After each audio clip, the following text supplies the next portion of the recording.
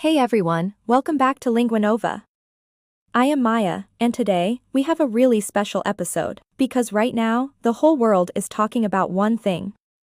The World Cup. And if you are an English learner, this is actually the perfect moment for you. There is no better time to practice English than when millions of people around the world are having the exact same conversation. Leo, are you as excited as I am today? Honestly, Maya, I have been waiting for this episode all week. The World Cup is one of those topics where you just cannot avoid it. It is everywhere.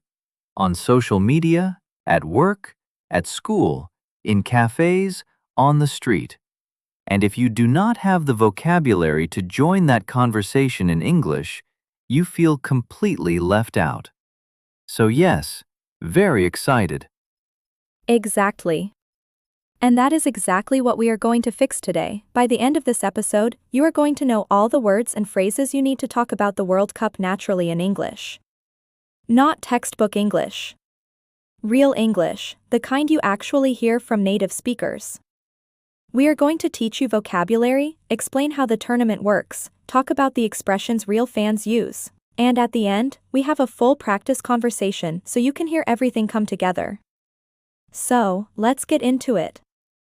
Okay, Leo, let's start with something that genuinely confuses almost every English learner. What do we actually call this sport? Because some people say football and some people say soccer. And it can be really, really confusing. Yes, this was actually one of the first things I had to figure out. So the simple answer is, both words are correct. But it depends on where you are. In the United States and Canada, people say soccer. But in the rest of the world, almost everyone says football. That is exactly right. So here is the simple rule: if you are speaking to an American, say soccer. If you are speaking to someone from England, Brazil, Spain, Japan, anywhere else really, say football. You will sound so much more natural. But here is the interesting part: even Americans call the big tournament the World Cup. Not the World Soccer Cup. Just the World Cup. That name never changes, no matter where you are in the world. And I think that is actually a really important thing for learners to know. Because you can always say World Cup, and every single person will understand you immediately. No confusion at all. Absolutely. Now, let's move into the vocabulary you really need. So the first important word is stadium. A stadium is the large venue, the big building, where the matches are played. It has thousands of seats for supporters. For example, you might say, the stadium was completely packed last night. Packed means totally full. No empty seats, just people everywhere. I love the atmosphere in a stadium during a big match. It is something you really cannot describe until you experience it yourself. The sound, the energy, the colors, it is just overwhelming in the best possible way. It really is. Now, the next word is match. A match is one game between two teams. And in everyday English, when we talk about football, we usually say match rather than game. So instead of saying, "Did you see the game last night?" a more natural phrase is, "Did you watch the match last night?" Both are understood, but match sounds more fluent, more natural. When you are specifically talking about football. And I notice this too.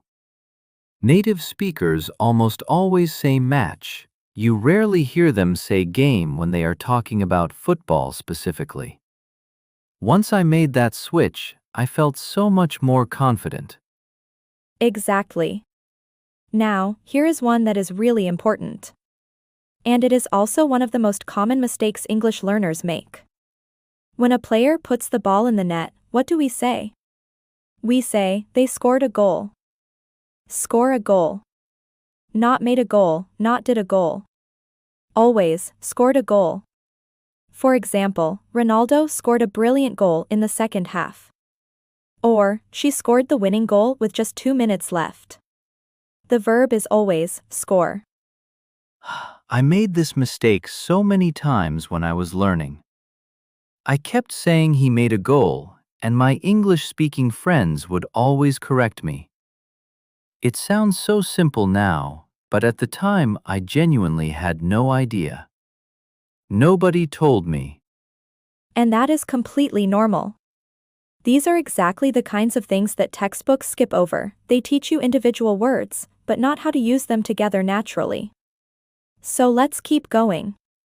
The next word is jersey. A jersey is the shirt that players wear. Each team has their own colors and their own design. Fans also buy jerseys to wear and show support for their team. For example, I bought a new jersey before the tournament started. Or, every player on the field was wearing the national jersey. I actually have a jersey at home that I wear. Okay, Leo, now let's talk about how the tournament actually works. Because this vocabulary is really useful for following the competition and talking about it with people. Yes, and I think understanding the structure of the tournament helps so much with the vocabulary, because then the words make sense in context. You understand why people are using them. Exactly. So, a standard football match is 90 minutes long.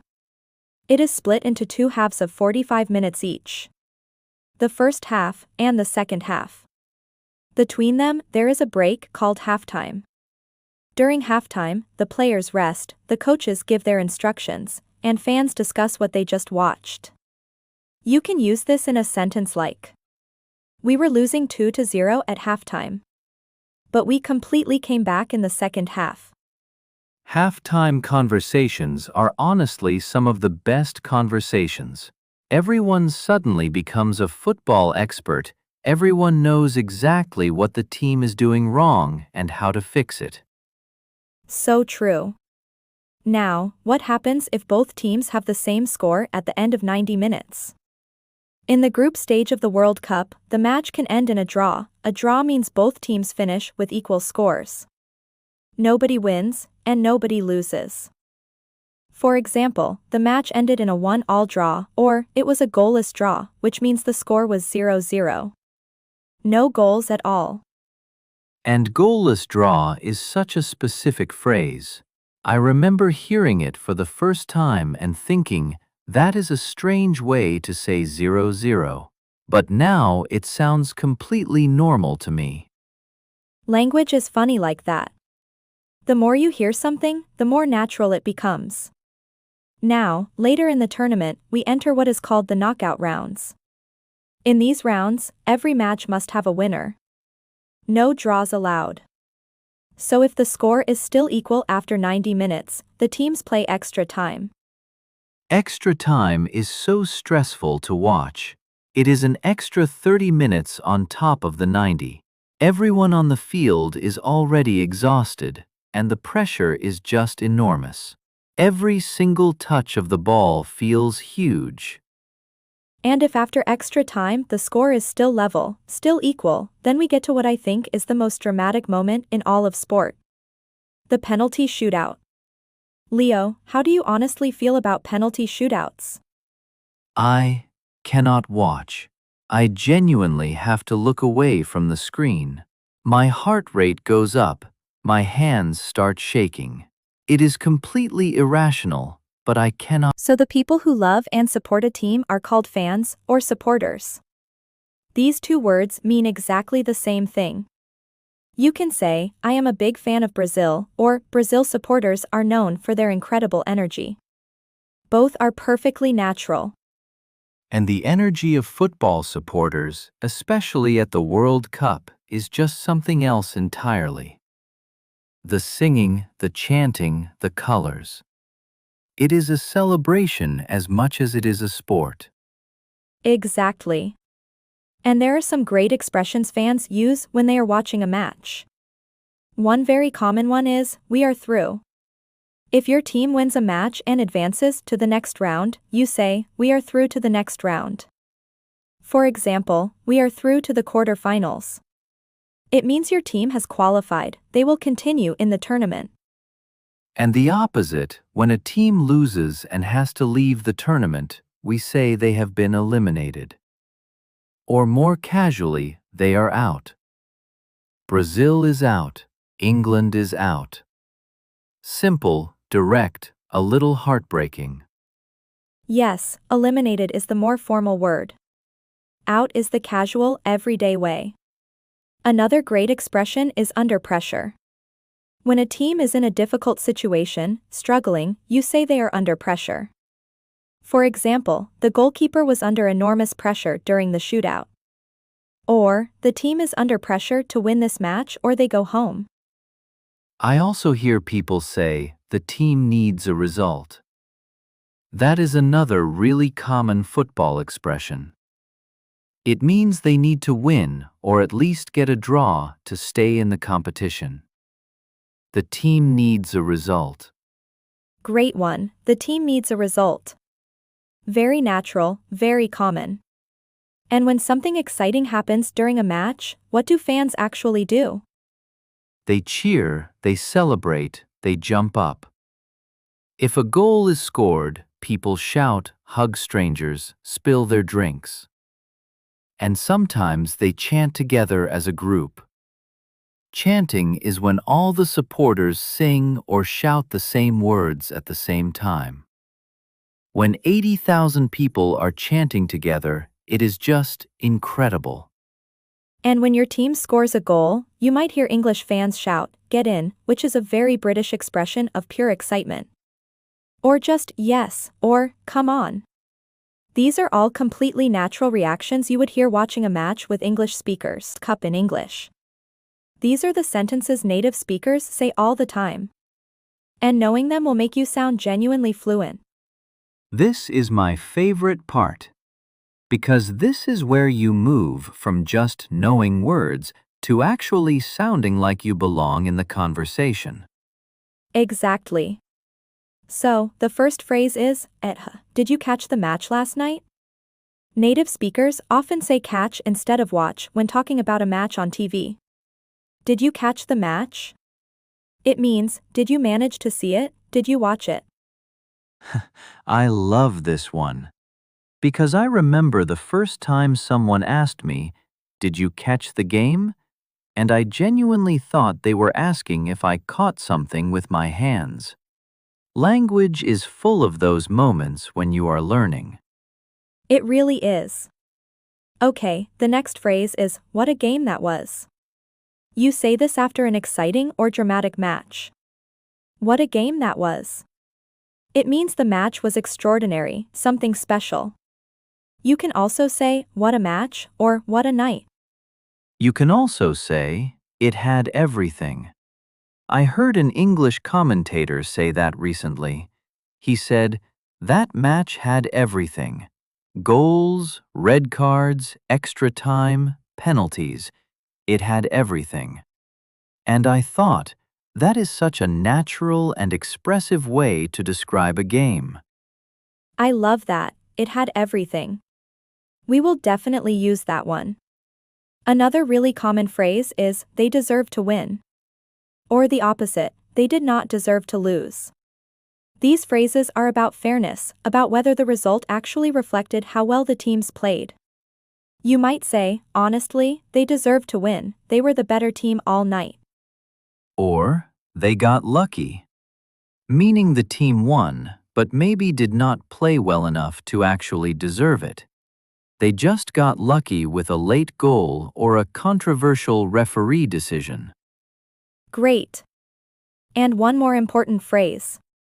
When a team scores a goal very late in the match, in the final minutes, we say it was a last-minute goal. Or even more dramatically, a stoppage time goal. Stoppage time is the extra minutes added at the end of each half to make up for time lost during the game. And a goal in stoppage time is one of the most emotional moments in football. Those goals are absolutely devastating if it is against your team, and completely euphoric if it is for your team. There is truly no in-between. And that is exactly the kind of conversation you can have with any English speaker right now about the World Cup. Did you notice how naturally everything fit together? Stadium, match, score a goal, jersey, referee, yellow card, red card, draw, extra time, penalty shootout, through to the next round. It had everything. All of it, in one completely natural conversation. And the best part is, none of those phrases were complicated. They are all very simple words used in very natural ways. That is what real English actually sounds like. Exactly. And that is the point we always come back to on this show. Fluency is not about knowing difficult words. It is about knowing simple words so well that you can use them naturally and automatically without even thinking about it. The World Cup gives you the perfect opportunity to practice right now. Turn on an English news channel, watch a match with English commentary, read an English sports article. You will hear everything we talked about today, everywhere. And do not be afraid to use these phrases with people around you. Even if you make a mistake, even if it does not come out perfectly, you are practicing. And every single time you practice, your English gets a little bit better. I could not have said it better myself. Okay, before we go, we want to hear from you. Which team are you supporting in the World Cup this year? And which phrase from today was your favorite? Leave us a comment, we really do read every single one. And we love hearing from you from all around the world. And if this episode helped you, please share it with one friend who is also learning English. It really is the best way to help us grow and reach more learners. Thank you so much for being here with us today. This was such a fun episode to make, and I hope you enjoyed it as much as we did. Have a wonderful day, enjoy the matches, and we will see you in the next episode. Bye, everyone. And good luck to your team. Bye-bye. LinguaNova English Podcast.